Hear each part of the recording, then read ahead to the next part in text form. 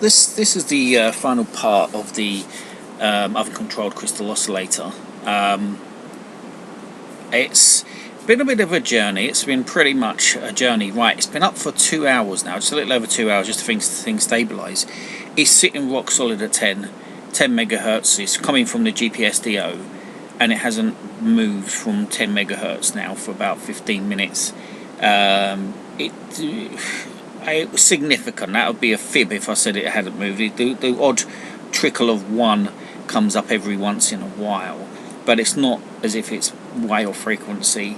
There could be a number of little factors, but at this particular temperature, as we can see here, if I click on Fahrenheit, that's been fixed. That's 140 Fahrenheit. We just click the Fahrenheit button. We can save different banks. We know about that. We know about the frequency.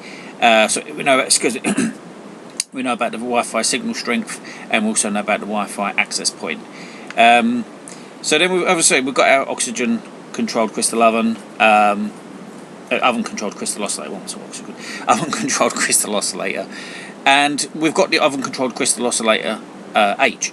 Now, I don't know what the age of this crystal is. It could be a second-hand oven-controlled crystal oscillator, but basically, what this will allow you to do is set an entry point, a datum, if you like, and then as the crystal ages, this will be recorded alongside the trim voltages and the temperature.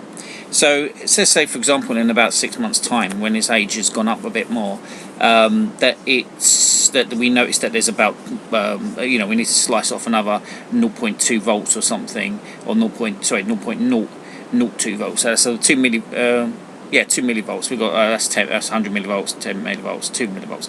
So here we are. So if we notice that we need to adjust it by another 2 millivolts in 6 months because of the the temperature, and we can start tracking the age of the crystal and hopefully predict in the future what the aging has done to the crystal. So if we lose 2 parts per billion per year or something, then at least we can keep a track of that. I haven't I've put a graph in for the age, but it doesn't really make significance yet. But it will do in the future, because as I say, it's just simply too young in the way of life. I don't know what the age of this crystal is. It could be an old crystal that's taken out something and resold it into another board. It could be brand new. I really don't know. I've been using it for about 6 weeks now, 12 weeks I suppose. So it's got about a 12-week life, but this can be programmed in the code. So I've just saved one trim plot. I'm going to add another one to that, and then save calibration. So I've saved 2 points now, and there's the 2 points. So we've got 59.9 and the trim voltage. This is the raw voltage and then the age in seconds. So that they do actually work in cohesion, if you like. They are stuck together in the code, and the code does say, hey, we're aging. We're going to do this.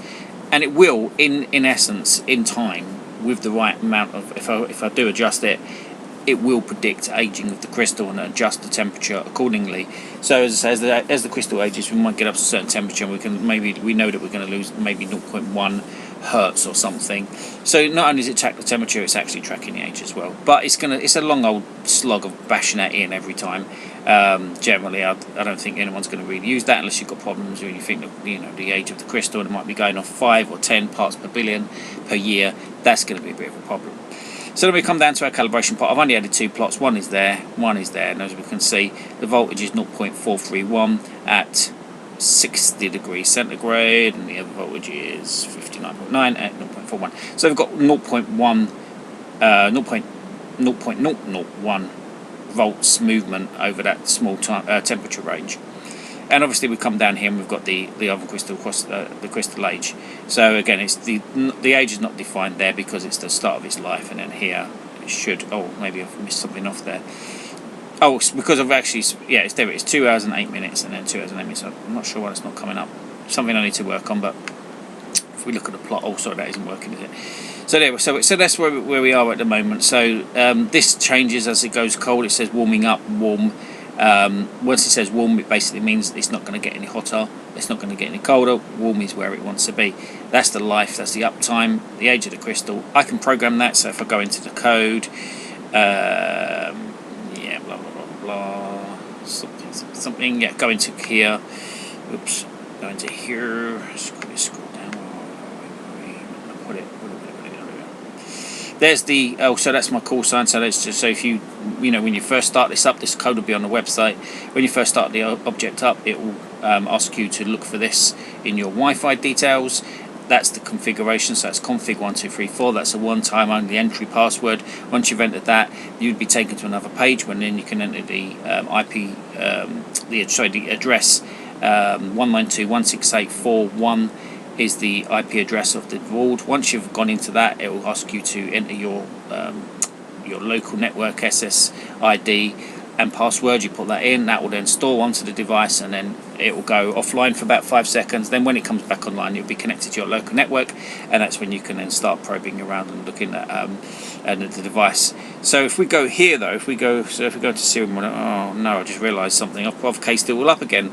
But what you would basically do is here, you in serial monitor, you just type in set age, and then you'd work it out in milliseconds. Sorry, in seconds actually, seconds. You just do set age and in seconds. So I think it's like 360,000 seconds a month, or whatever it is. I really can't remember what the calculator is. I did sort of work on a calculator, but it was very hard to put into PHP for the website, so I'll drop that very quickly.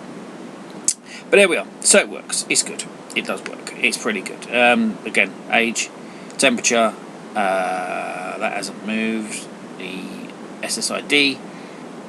And so now, okay, brilliant, auto trim.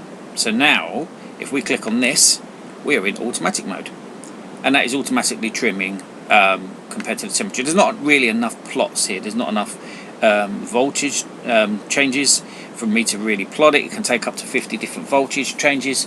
So once you've entered your 50 different plots, if you can stand that, if you've got a lot of waviness going on, but generally once it's up to temperature, it should be quite stable. But you can trim it for just that little temperature changes. If if it's double ovened crystal oscillators won't do this. This one does, which is a bit of a shame. But it is absolutely rock solid now on 10 megahertz. It hasn't moved a single solitary bit, and that's pretty good. So there we are. So that's the project completed. Yeah, head over to the website g5sto.com, check it out and download the code. If any problems or whatever, I don't think you should have any problems. This is going to be the final version of the code. I need to fix this because it's meant to take you to a different page. If you go here and then type in map, and it will take you to the and then you can pre-print this, and then it will take you to the map of all the details, trim, age, whatever. You can print it off. I think maybe I'll combine it into a CSV, comma separated variables, maybe. And that will stick it together, and then you can print it out and whatever. You can look at the plots or whatever. But if you're not really into that sort of thing, depends how critical it is. If it's not critical, don't worry about it. But there we are. That would have 50 plots. So yeah, I can't remember if I put in age. Did I do the age web page? Age not found. Right. Okay. I can't remember what I put it under, but yeah, I think there's a drift when you click on the drift plot. I don't remember what it is. So there we are. So that's not working, but it's not really, because the plot is here, but it was meant to take you off to a different page, as was view plot. So there we are. But that obviously isn't working, but it should take you to map. So there we are. Okie dokie. Brilliant stuff. What have I done here? I've gone back to... Oh, that's right. Because of the trim has gone back to 1 volt, ignore that. Auto trim is on. This isn't actually a 1 volt. This is now being null and void. It's because the trim is on. And once we've got trim on, this really doesn't make no difference, because it's doing it from a mapper, from a calibration table. So there we are. So let's come out of this, turn off auto trim, this comes back into life, go there, and there we are, and it's DAC value set.